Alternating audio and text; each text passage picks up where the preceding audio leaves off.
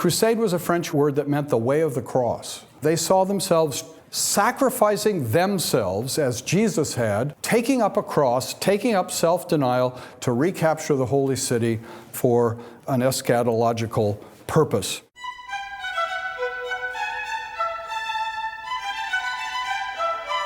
The Crusades. If you have had in-depth conversations with an atheist, you've likely had this topic come up as a reason why the church, the Christian faith, cannot be trusted. So what should we think about the Crusades? How do we respond? And what really happened? This is the Saturday edition of Renewing Your Mind. I'm your host, Nathan W. Bingham. Last week, you heard a message from part 1 of W. Robert Godfrey's 6-part study series on church history. Today, we fast forward to the Middle Ages, the era that part 2 of his series covers. And you can add part 2 to your collection when you give a donation of any amount at renewingyourmind.org. You'll receive the DVD, plus have lifetime digital access to the messages and study guide. So what motivated the Crusaders? What gave rise to this violent time in church history? Well, here's Dr. Godfrey with an overview of the Crusades. We come now to our second lecture on the wondrous century, the amazing time of a sort of high point culmination of many themes that were leading to the height of the Middle Ages. We're looking at the broad theme of church and society, and we come to one of the most well-known and controversial elements of medieval experience, and that is the Crusades. What were the Crusades? What was the importance of the Crusades? Why were there Crusades? It's interesting that as famous as the episode of the Crusades is in medieval history, there's still a fair level of controversy as to exactly how it happened. How did this come about? Why did it happen? What did it really mean? What were the driving motives behind it? So we'll try to look at what happened and think a little bit about how this could have happened in this lecture today. The Crusades are a radical break with anything that had happened in Christian history up till that point. Up until that point, Christians had gone to war, but Christians had always gone to war in support of the state to pursue some political objective. They may have felt that their state was a Christian state and that therefore in going to war for the state they were doing something that was good in the eyes of God, but they had never gone to war for the church. They had always in fact believed that part of the separation of church and state was that the state was given power by God to protect the nation and to promote peace, whereas the church had a spiritual mission on earth. But with the coming of the crusading ideal in Europe, that idea began to change. And Christians began to think that it was legitimate to use force to advance the church and the cause of Christ, not just to protect and to defend the state. There's a very interesting recent book, came out just last year, on the subject of the Crusades, written by J. Rubenstein, which probably means he's not a Christian apologist, but is a very fine historian. And he entitles his book, Armies of Heaven, The First Crusade and the Quest for Apocalypse.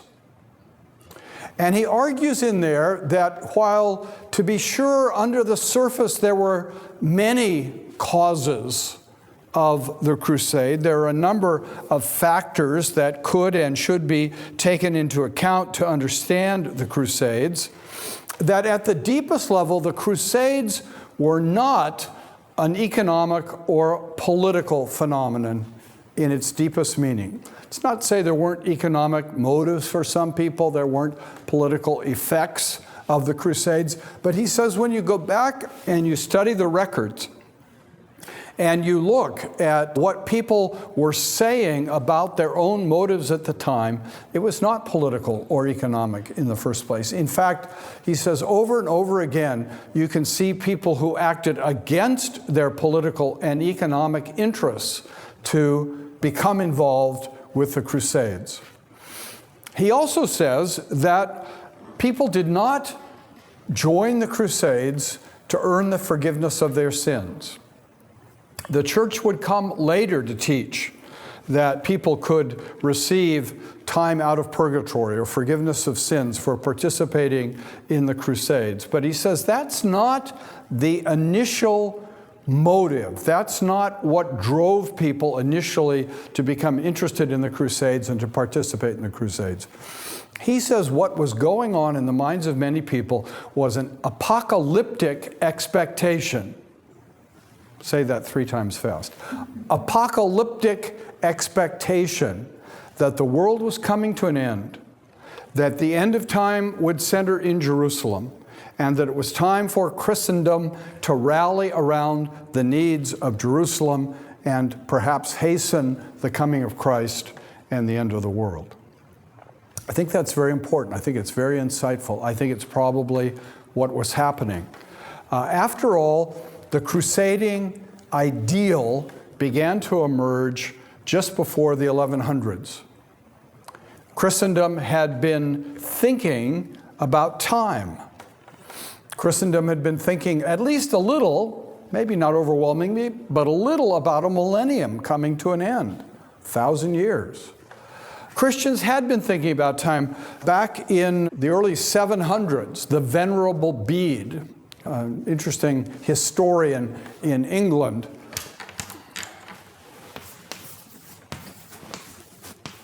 the Venerable Bede, in his ecclesiastical history, for the first time said, we should establish a calendar that begins with the birth of Christ. And we ought to call the time after the birth of Christ the year of our Lord, Anno Domini, A.D. And the time before Christ we'll call before Christ, B.C. So it was the Venerable Bede in about 700 or so who really changed the way we thought about calendars and thought about time. And so time was on the mind of Christians. Time was a reality that Christians took seriously, knowing that there would be an end of time, that Christ was coming again. And now Christians began to say, perhaps we are leading up to that moment, and we begin to contemplate that the infidel holds Jerusalem. Now we might say, well, the infidel had held Jerusalem for centuries. Why all of a sudden would Christians begin to think that this was so traumatic, so significant? Well, in part because in the 1000s, Christians began to be more interested in pilgrimages. They began to be more interested in traveling to holy sites. They began to become convinced that this was a way to become more holy, to go to holy places. And one of the places the really hardy wanted to go to was Jerusalem, to see the place where Jesus had died and where Jesus had been raised from the dead. And the really hardy, because it was a long and difficult trip, expensive trip, the hardy knew that there was the Church of the Holy Sepulchre in Jerusalem, built by Constantine's mother, based on a vision that she had where the crucifixion had taken place. And they wanted to see those holy sites. They believed it would be a blessing. It would make them more spiritual to be physically near to these holy sites. And so they wanted to travel there. And rumors began to come back to Europe that the Muslims were hassling and making difficult the pilgrimage of Christians to Jerusalem. It's difficult to know whether that's actually true or not, but that was increasingly the conviction of Europeans, that the Muslims were interfering with Christian efforts to visit the holy places. And that began to build this sense that Christians ought to be going, ought to win again the holy sites where Christ had lived and died and been raised, and that this would have eschatological significance to recapture the holy city. And so in response to the preaching, particularly of Pope Urban II, right at the end of the 1000s, about 1095, suddenly there burst out this energy and this passion to travel and to recapture Jerusalem for the Christians. And there is a kind of mystery in history. I think we saw it, we talked very briefly about the rise of Islam. Why was it all of a sudden, all of this energy amongst the Arabs, all of this expansionism amongst a people that had been very sort of quiet and not all that, expansive before? Or we go back further to the Romans themselves. If you go to Italy today, it's a little hard to think of the Italians being eager to go out and have an empire of the whole of the Mediterranean basin. There seems to sort of come a moment in history when I'm not sure we can always understand all of the mystery that's involved there, that suddenly there's a level of energy that's never seen before. That seems to be what happens with the Crusades. All of a sudden, common people and nobility, great and small, rich and poor, powerful and insignificant, were gripped by this vision of doing something for Christ, they thought something really important for Christ by traveling to Jerusalem to capture it for Christ. Now, some have said, and no doubt truly, that the popes were glad to divert the nobility. This is just the time that's leading up to the investiture controversy that we already talked about.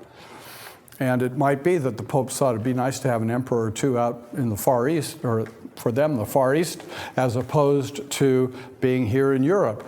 But that doesn't seem to have been the principal motivation. There seems to have simply been this ideal. And they didn't initially call it Crusades.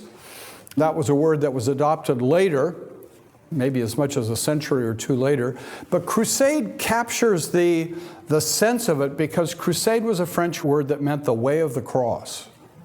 They saw themselves sacrificing themselves as Jesus had, taking up a cross, taking up self-denial to recapture the holy city for an eschatological purpose. It doesn't seem primarily to have been getting even with the Muslims for having attacked Europe, although as late as 841, St. Peter's in Rome had been sacked by Muslims who had invaded from North Africa up through Sicily into Italy. So the Muslim presence had been real, but after all, 841 was hundreds of years earlier. It's not primarily revenge, it's this ideal of doing something for Christ. And it is estimated that perhaps as many as 100,000 Europeans headed east from Europe in that first crusade to try to regain Jerusalem. And the amazing thing is, they succeeded.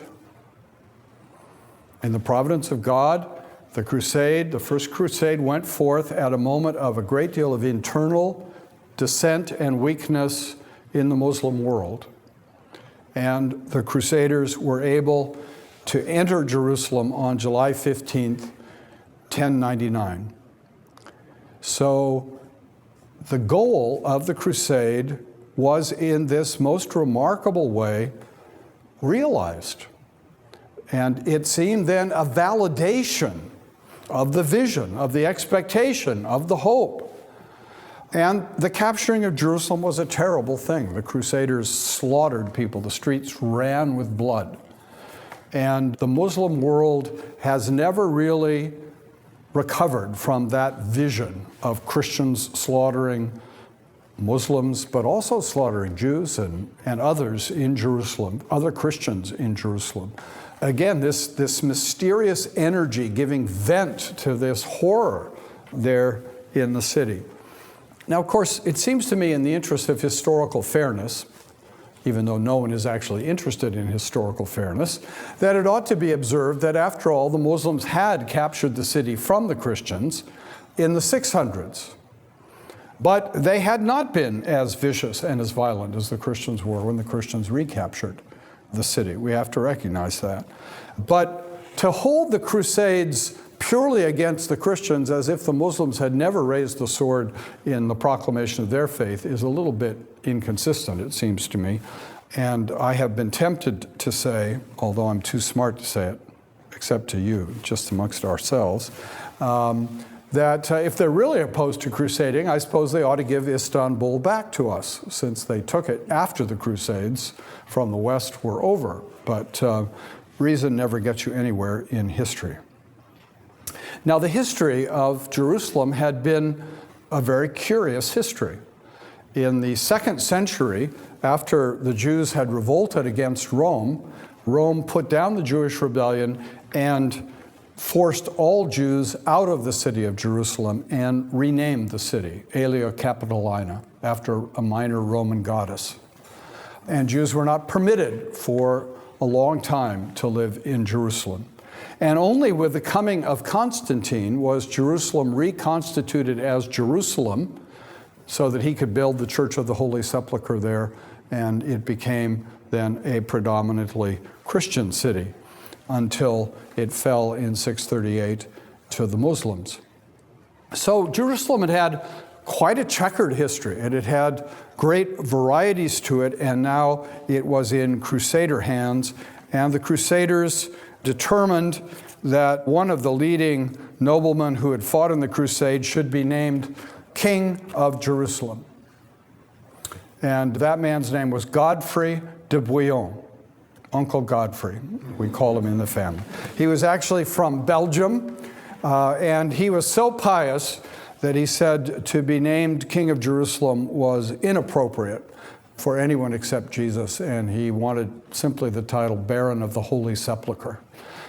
So that Crusader kingdom was established in several areas of the eastern Mediterranean, and the Crusaders held Jerusalem until 1187, so not quite 100 years. But in those days, it passed into Crusader hands and was the first sort of holy war that the Christians had fought.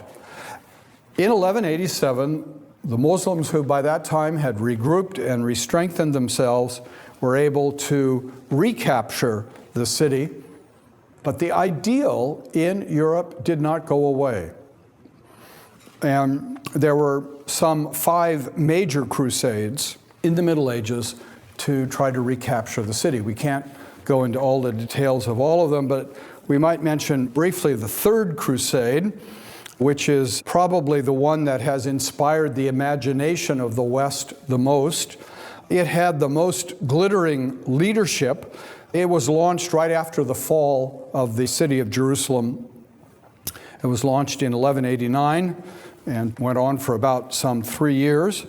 It was led by the Emperor Frederick Barbarossa from the Holy Roman Empire, King Philip Augustus of France, and Richard the Lionhearted of England. So here are these 3 really prominent monarchs from Europe leading the crusade to try to recapture Jerusalem, opposed by Saladin, the noble Muslim leader in that part of the world. And it's in that context of the Third Crusade that some of our favorite stories as children have emerged, the story of Robin Hood. It's while King Richard was away at the crusade that wicked Prince John was on the throne, and that Robin Hood had to rob from the rich and give to the poor to try to defend the interests of the realm against Prince John and all of his failings. So that living sort of legend, there probably was a real Robin Hood, although not with all of the things we think we know about him today. But that living legend, you see, has cast such a long shadow. Almost 1,000 years later, we're still talking, still thinking of the drama, something of the romance of this Third Crusade and its effort to capture the Holy City. The Third Crusade was a failure. They failed to capture Jerusalem. They had to return home in some disgrace, but not abandoning the crusading ideal. And only really a few years later, in 1200, a Fourth Crusade was being mounted, a Fourth Crusade that would sail from Venice and would attack with a mighty navy on the coast near Jerusalem and recapture the city. The Venetians perhaps did not fully share in this crusading zeal and seemed to have been in it more for the money. There was a lot of money to be made by shipping large armies to the east. And Venice not only saw money to be made, but also saw another political opportunity. Venice became aware that there was great confusion in the city of Constantinople, still the capital, 1200, of the Eastern Empire. There was a fight going on there over the succession to the throne. And Venice thought, well, maybe I can get some money from the emperor that we side with, so that the emperor will cooperate with us, we'll make money, and the Crusaders can march through his territory down to Jerusalem. The Venetians thought they had a deal, and then the emperor, who was on the throne, a weak man, couldn't deliver, and the Crusaders were livid, and they sacked Constantinople the way they had sacked Jerusalem in the First Crusade, weakening Constantinople in a way that, in a sense, it never quite recovered from. And if you want to see the treasures of Constantinople today, the place to go is Venice. If you've ever been to Venice or ever seen the glorious San Marco's Church on the famous piazza there, the central piazza in Venice, and you look at that church and you see its splendors, rather Eastern-looking splendors, and you see pillars of stone decorating all the front of this church. Every one of those pillars was stolen from Constantinople. And when you see the great bronze horses, the 4 bronze horses on the balcony of San Marco, those were bronze horses that Constantine had taken from Rome to Constantinople, and then the Venetians stole in the Fourth Crusade and brought back to Venice.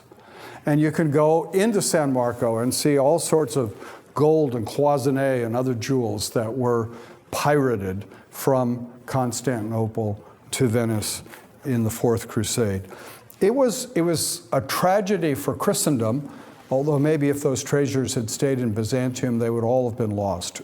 Who knows, in the curious courses of history. But this sacking of Constantinople and then the establishment of what came to be known as the Latin Kingdom of Constantinople that lasted for about 60 years, this was an offense that the Eastern Church has never forgiven the Western Church for.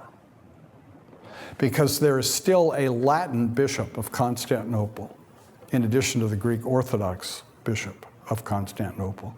And the competition between these competing clergies never was really overcome, never really reconciled.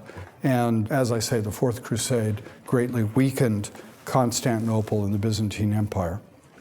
The last crusade, we'll talk about the Fifth Crusade, led by the Emperor Frederick, negotiated and actually recaptured Jerusalem through negotiation, which he was able to hold only for about 15 years. That was the last time the West was able to hold Jerusalem. But the ideal of the Crusades continued for centuries thereafter. There were still efforts to mount crusades in the 15th and the 16th century to recapture Jerusalem. It's a curious moment, a curious development in Western experience, and a major shift in attitude that it might be right to take the sword and shed blood to advance the Church of Christ. Not just Christian states, but the Church and the Christian cause. And it has left, I think, a very dark wound on Christianity in the mind of many, and especially, of course, in the mind of Muslims. They tend to see Christianity as every bit as much cultural and political as religious, because, of course, that's the way they understand their own religion. And so it is a battle of cultures for them, not just a battle of religions. And as battles of cultures, there's no real way to ultimate toleration in that battle. So the Crusades both illustrate and cause a lot of problems that we still face today.